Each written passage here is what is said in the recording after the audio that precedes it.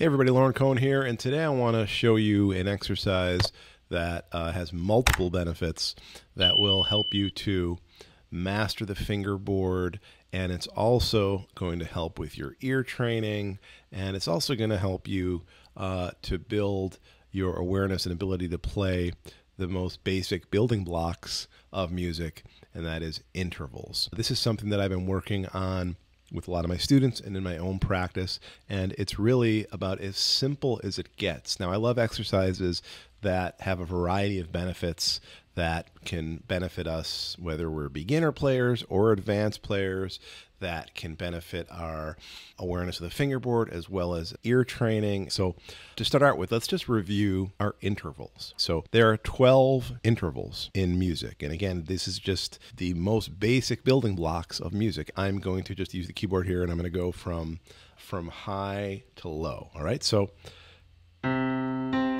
we have our octave, right? Then we have major seventh, okay, C to B. Then we have minor seventh, C to B flat. Then we have major sixth, C to A. Then we have sharp 5 or flat sixth, C to G sharp. Then we have perfect fifth, okay? We're almost halfway home here. This is our perfect fifth. This is the sound of stability.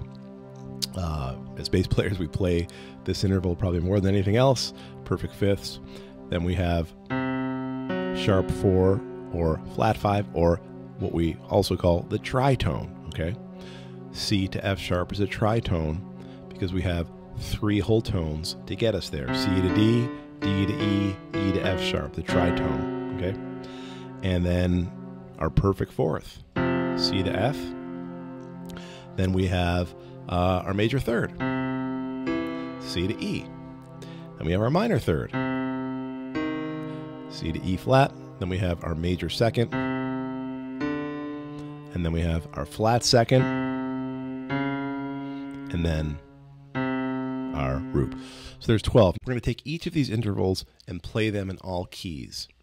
So I'm going to start with our octave, C to C, right? And now I'm going to move up in fourths, C to C. Okay, then I'm going to go F to F.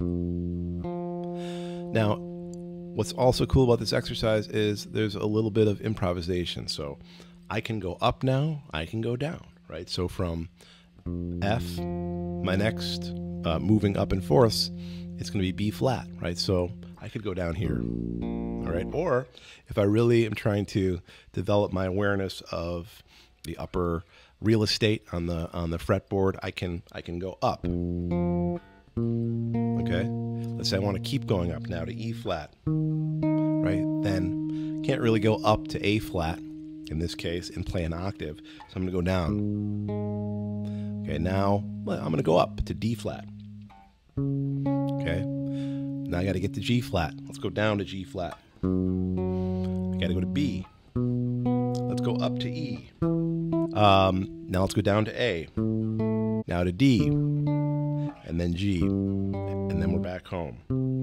Okay? So I just played my octaves in all keys. Once you do that, I want you now to add some ear training to it. Now what we're going to do is we're going to say the names of the pitches while we're singing the pitches, and we're also going to sing what the interval is. It's going to sound like this: C, C, and you can find an octave that works for you. I could take down an octave. C, C, 1, 8, F, F, 1, 8, B flat, 1, 8. Okay, so now taking the interval, we're finding it on the fingerboard, developing our awareness of the fingerboard, also developing our ear training at the same time. Then we're going to move to our next interval. So again, we're moving down. So our next interval now is going to be major seventh. So this is our major seventh, C to B, right? C, B, 1, major seventh. I'm going to go up to F. F, E, 1, major seventh. Let's go down. B flat, A, 1, major seventh. E flat, D, 1 major 7th. So we've done our octave, we've done our major 7th. Now let's do our minor 7th, same way. Okay, 1 7, 1 7, F, E flat. Now you don't necessarily have to, always say the interval and say the names of the notes. It's just the idea of vocalizing these notes, hearing these notes in some way. So we did F, now we're going to go to B flat. 1 minor 7th, 1 dominant 7th, B flat, A flat. Okay, I got to go up to E flat, D flat, 1 dominant 7th. All right. Now the way I recommend you doing this is, if you have lots of time, right, and you can go through all 12 intervals in all 12 keys every day, fantastic. Okay, that's not really going to take you that long. But for everybody out here who I know is very, very busy, we can break this down so that we just do a few a day. What I recommend doing is 2 a day. Okay, if you do 2 a day, in 6 days, you've moved through all keys, right? 6 times 2 is 12. And then if you do that every week, right, at the end of the month, you have played all of your intervals in all keys 4 times. You could do 3 a day, right, and then move in 4-day cycles. And then at the end of 4 days, you've moved through all of your intervals. Now, there's a third benefit to working on this, and that is intervals are the basis of songs, of tunes. The first couple notes of a song are just a raw interval, right? And we may just associate some tunes, some songs, just with an interval. So for instance, the tritone, okay? If I go C to F sharp, I always associate that with Leonard Bernstein, Maria, Adaba, right? So as you're practicing these intervals, you can associate them with tunes too. It could be anything, it could be something that you just heard on the radio. It could be, some little nursery rhyme that your daughter is listening to, something that you hear that you associate an interval with, right? So let's say I was practicing that tritone. 1 sharp 4, C, F sharp, and then I may associate that with the tune. Maria, right? And do it up a fourth. F, B, 1 sharp 4, Maria, right? So we could also do this for minor 7th.